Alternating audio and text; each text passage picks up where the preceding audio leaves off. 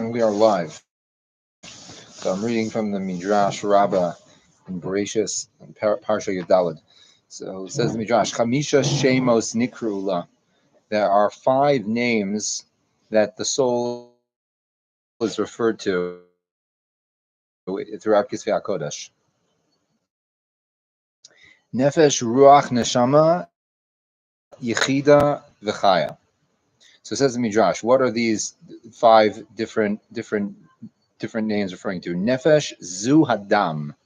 The nefesh is referring to the blood, as it says hu hanefesh, because the blood is the soul. Ruach, like what exactly that means. Like people's goof, that even if all the limbs could be completely immobile, chaya, that the life force could still be sustaining the body. So even if don't work for some reason, doesn't mean the person isn't alive. There's still the vitality that's within the person. Yechida, shakol ha'ivarim mishanim shnayim v'hi yechida baguf. Excuse me, one, as opposed to like the arms and the hand, like the yechida. There's only one soul. All the same drives, all the same material drives that are found in animals, that's also found in the nefesh. That's the nefesh. The ruach is associated with the emotional world, the world of emotions. That's why it quotes the, meaning our emotional state has a very, very wide spectrum. And we know that at the beginning of the day, we could be in one emotional state. By the end of the day, we're in a completely different emotional state. Right. That's if you're normal, right? That's the best case scenario. Not normal. Yeah, that's the best case scenario. So Ola V'Yore, the spirit goes up and down. That's the world of.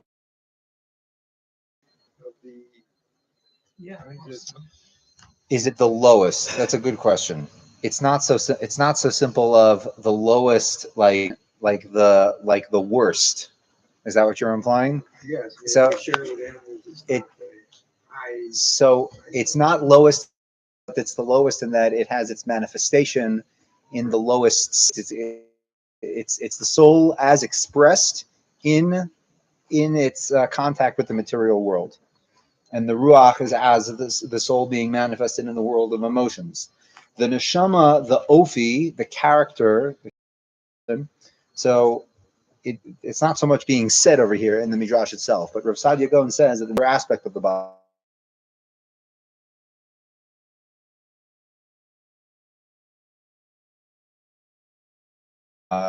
If you're like hammering in a nail or something, and you by accidentally.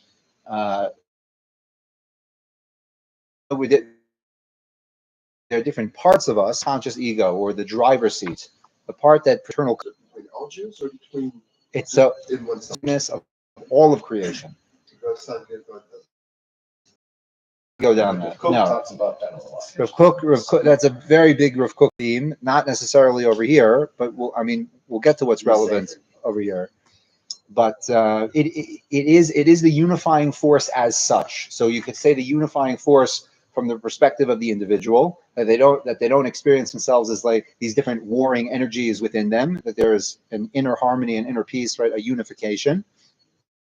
That's the yechida at the level of the individual. And it's also possible that there's a yechida at the level of the universal, that all aspects of the bria understand how they're interconnected.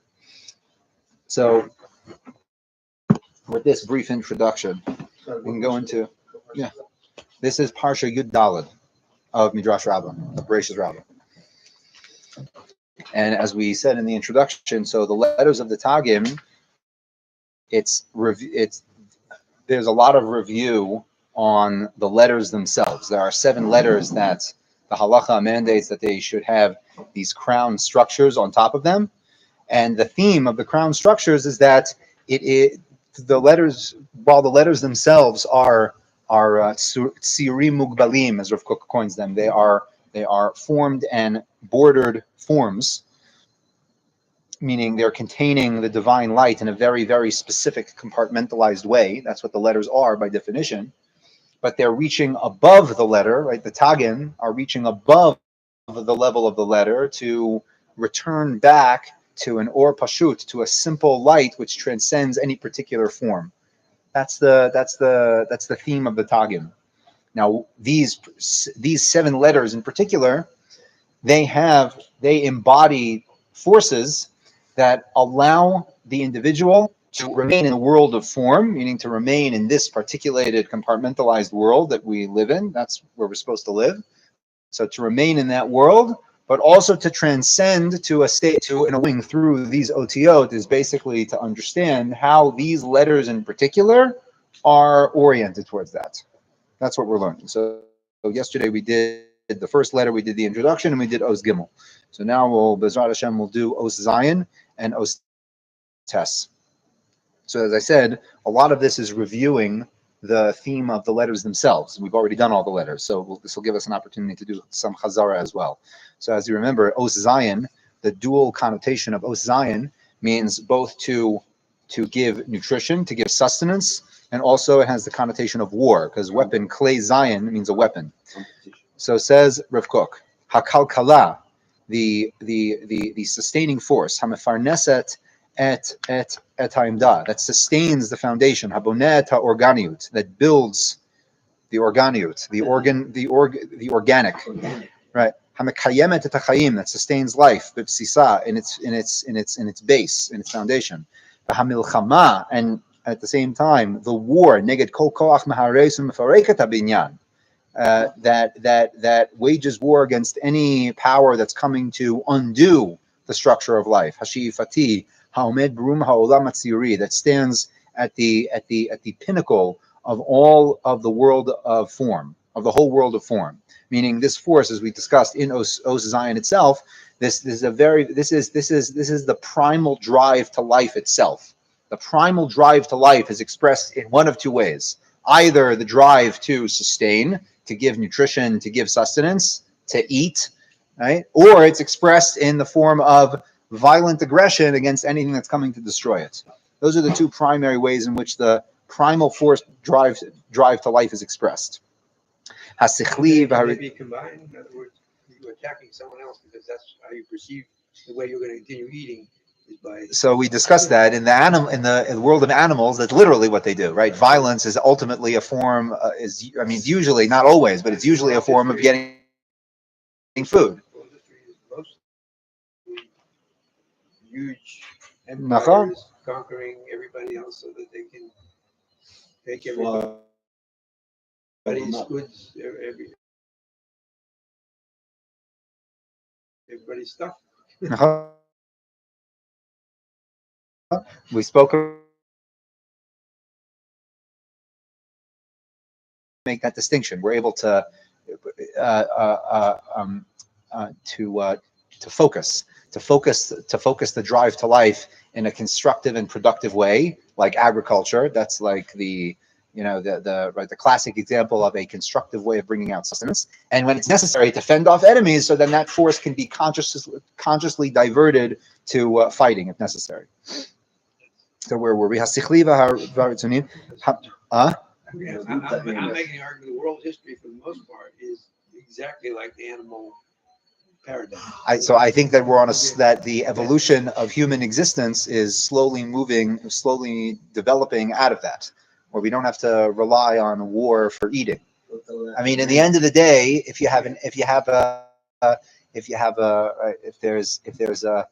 there's a marauding horde that's fighting in order to steal and pillage, so how's it different from a lion that's killing a gazelle in order to eat? There's no difference. Right. And even a higher level of sophistication, if you have a colonizing empire that's sending their army to go and conquer someplace, that's also inherently, it's no different than the lion, right? So, if you look at most of world history, wouldn't you say that it's exactly that scenario? Yeah, yes, for sure. I'm saying that as we progress, part of the development of humankind is to differentiate those things, that they shouldn't be the same. It shouldn't be that violence and eating are the same thing. I haven't seen that emerge yet. Huh? I haven't seen that emerge. You haven't seen it emerge? I mean, with the Industrial Revolution and the adoption of free markets, for lack of a better term, right? So our creative and aggressive capacity can be funneled into things that aren't involving killing people. Proves that because of the 1900s, Yeah. there were more people killed in the 1900s than there were any other century before. So You see that the progression, the Gra refers to it as the progression of seichel, where industrialization allows us time to, from having to prepare food and prepare clothing and prepare our children, that spend time on capturing people.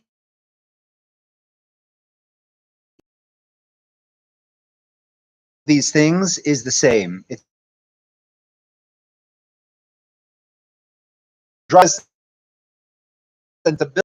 Oh my God, everything better. Are now the fact that it is not. So Yesod HaChaim Shebamazon, the foundation of life, both the material and the spiritual. Yesod HaBinyan SheHaKalkala HaTzurit Boneh Alav Et HaNeshama, the foundation of the structure that the soul builds upon, Umenatzachat Et Yesod Chayeha, and gains victory for the foundation of its own life. Mevusasu Al HaYesod HaNitzchi, is founded on this eternal foundation, which is Tzaddik Yesod Olam. Which is interesting. This is a concept that we talked about in Os Tzadi, but he's bringing up here Dafka and Os Zayin, and the function of all of these Tagim. That's the function of all these particular letters are uniquely suited to gain access. That gives access to this. The idea of transcending things that are seemingly opposite, the ability to transcend the conflict between extremes and unify them and integrate them together. That's one tool that gives someone access to the Or Ein Sof. And the other tool that he's saying over here is the Ot Zayin, engaging in sustaining others, which is the tzaddik from what Abigail tells David. Not something that happens after the person leaves this world. Here, in this world, Surah B'Surah Chaim will be ensconced in the source of life. People aren't going to be hungry for bread or thirsty for water. They're going to be thirsty for the word of Hashem. So, right, there is this sustaining element in spirituality as well, for sure. But again, the main takeaway is that by consciously engaging in sustaining others and defending them if necessary, that is an access to the Ein Sof that transcends the letters. Is the Or Ein Sof the parchment? Is the Or Ein Sof the parchment? We're talking about Torah sexual. Ah, that's very interesting. You're saying that we have like the letters, and where is the Or Ein Sof? That's interesting. That's interesting. Right? We talked about a while ago, like the Eish Chor and Eish Levana from the Medrash Tanchuma, right? That's very interesting. Never thought about that. I like that idea. Basically, we have all the letters, and we have the Tagim, and they're all written down. And so, where is the Ein Sof symbolized? That's the parchment in the background. That's the white. Yeah, the white. Right. The Eish Levana is this transcendent thing. It's the backdrop of everything, which is ultimately what they are reaching for. I like that. That's good. And what's interesting, but you said the letters concretize and restrict. You use that terminology. Not restrict. As I say, concretize the power of give boundaries to. They give boundaries. Yeah. Right. And the Tagim allow the letters to go beyond that restriction. Correct. Yeah. Right. And Rav Kook talked about this in the introduction. He said that it's not to escape the constriction, but it's to experience the place of no constriction while you're. It's giving us an ability. Am I correct? I don't want to put words in your mouth, but it's giving us an ability through these letters to connect to Hashem, built-in, not restricted. I've got to ask, where does the term Zionism come from? Zionism, like Zionism? Yeah. No, it's Zion. That's Zion. Yeah. That's Zionut. That's just Zionut. It's just translated into English. Yeah. What was it called when you turn something from Hebrew to English? The Anglo mortification. The word like that. So Ostes. So Ostes again. When we talked about Ostes was the idea of the conflict of the individual wanting to maintain its sense of individual self, symbolized in the 9 approaching 10.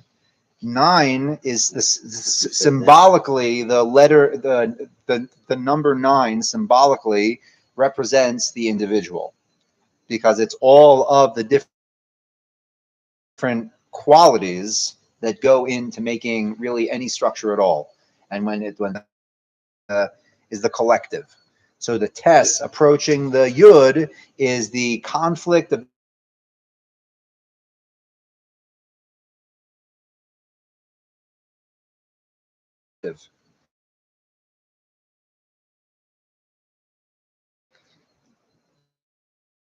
we talked about how the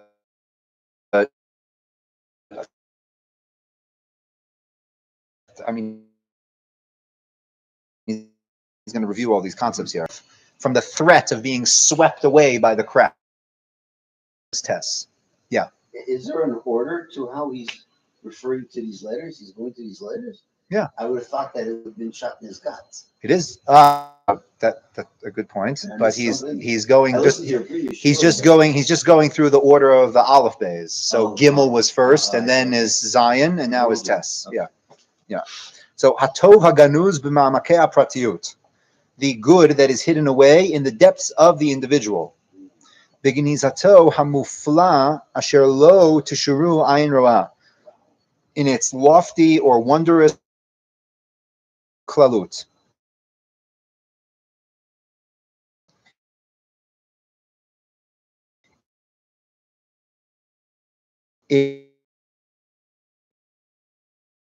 It becomes fruitful, it grows, it sprouts. Klalut is in the lines, but just to it. All acts of collectivism, verb, becoming a collective, right? The process of becoming a collective, by definition, hurts the individual to an extent, to some extent. It has to be. We call it like being mavater, like when you're in a group, when you're in a family, when you're on a team. Every individual has to be mavater a little bit. They have to give up a little bit of their thing, their preferences, their wants, their needs even.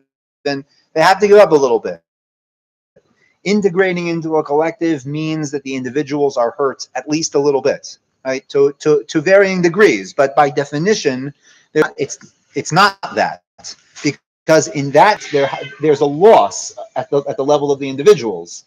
This line sends that there's no loss. There's no loss of like people having to forfeit their individuality.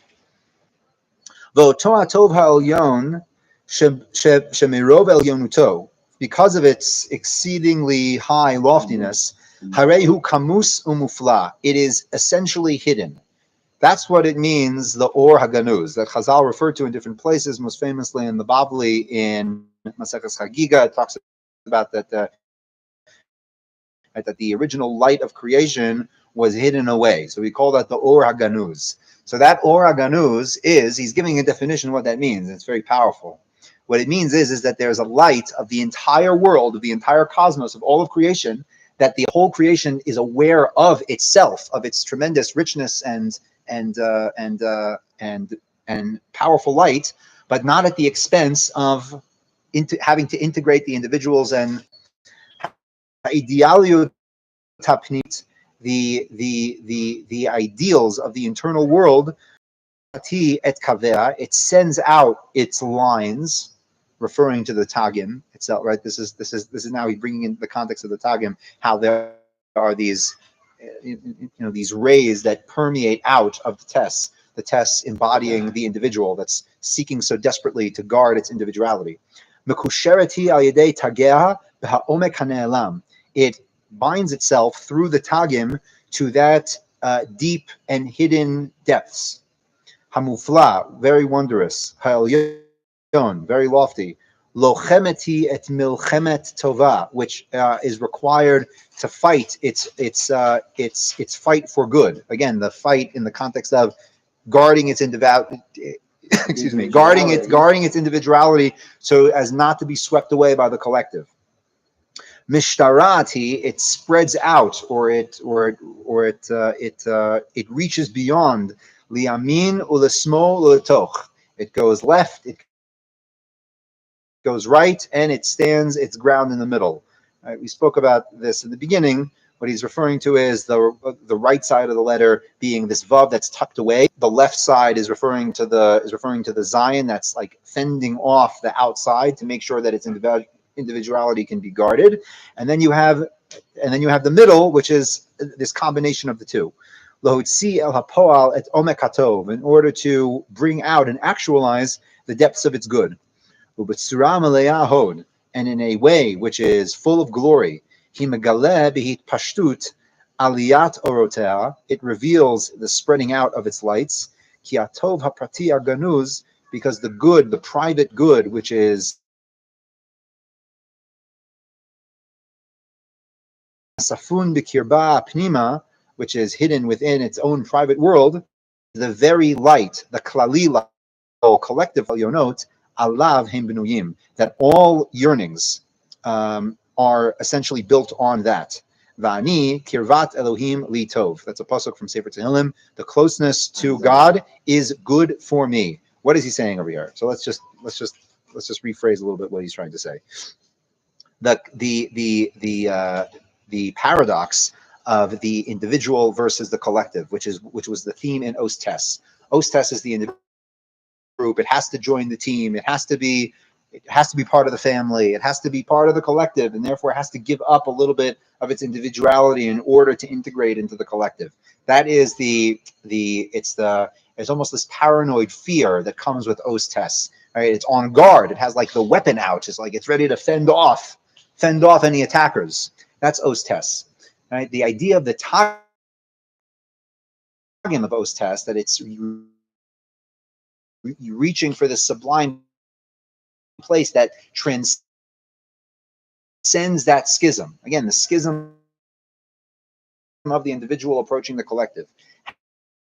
But rather, I from thing to say. But David Melech isn't saying that. He's saying, no, me as a subjective individual. Counterintuitive. Why is it? Yes, okay. Say why it's counterintuitive. He's not saying church, but that goes understood.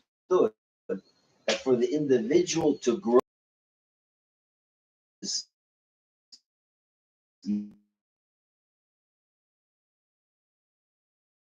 unique.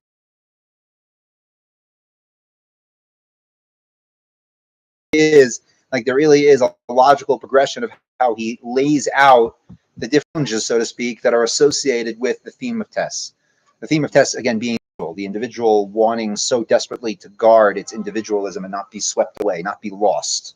So there's that. There's the individual being aware, oh my God, I'm being taken away. I'm being put into this institution. I'm being taken to school. I'm being thrown on the team. I'm going to lose myself. They're going to make me do all the stuff that I don't want to do. That's like the initial desperation of the individual, with the Zion out, with the weapon out, and get back because I'm guarding myself. That's one. That's like stage one.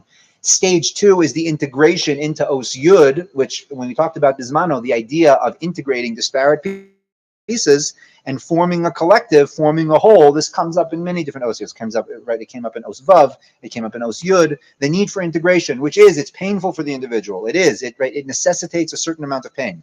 But transcending that, beyond that, is the recognition that the light of the collective is being reflected in me. It's being reflected in my own subjective individualism. Why is it necessary to traverse that intermediate stage, like the pain of integration, the pain of socialization? Why is that necessary? So what came to mind is what when I heard you talking, was the Tanya and Perek Lamed Beis of the Sefer HaTanya, what they call the Lev HaTanya, right, the heart of the Tanya, where he talks about the mitzvah V'ahavta l'recha kamocha and its theological implications. Why is the V'ahavta so important? Stage 3, which is the recognition of Kirvas Elohim, that drawing close to the ultimate objective truth of the divine is actually good for me as an individual, as my subjective self. So that's the timeline, so to speak, that Rav Kook is describing over here, and that is the idea of the Tagim that are emerging from the test. Perush from the inner world of the individual wanting so desperately to guard his individuality, it emerges this connection to the objective, not the subjective internal experience, but the transcendent light, knowing that my individuality, that's the idea of the Tag. But it's like saying, it almost gives me more reason not to join the collective, because you're saying you're emboldening and you're ennobling what I was initially feeling. So I say, good, I'll just stay there. So there is a so as we said, there is a need for integration. What's the need for integration? The need for integration is because we don't want to perceive individuality as an affront to each other. That different individuals are necessarily in conflict with each other in order to maintain their individuality. That's the why that we want to transcend. When you have people that are very connected, that are what? Isn't that reality? That is reality. It's a what? What's not a lie? You're saying it's true. It's true. The necessity of individuals that are in conflict with each other. That's not a lie, it's a truth. I think you're saying that we experience it that's in reality. Like that is something that happens. Yes? No, but It's a deep truth. I don't think it's a deep truth. I think that obviously all forms of conflict are because of that. Okay, so what are you saying? As close as you can get, you still need to maintain individuality, and that's still a difficult maintaining that individuality. And That's like saying you go from Sunday into Shabbos once, you're done. You don't need to keep Shabbos anymore. Obviously not. It's like the spiral dynamics. It's the same process, but we're going up. We're always getting more and more subtle. There's one theme that was running through the entire Aleph Beis. It was the oscillation between the individual consciousness versus the collective consciousness. So absolutely, it is a cycle. I'm not trying to imply that once we pass this test of integration, then we're good forever. No. There's more and more, as you said, subtlety, more and more refinement, perhaps refinement. Yeah, there's more and more refinement on that as we progress. Yes. So, Yishar Koach. So I didn't mean to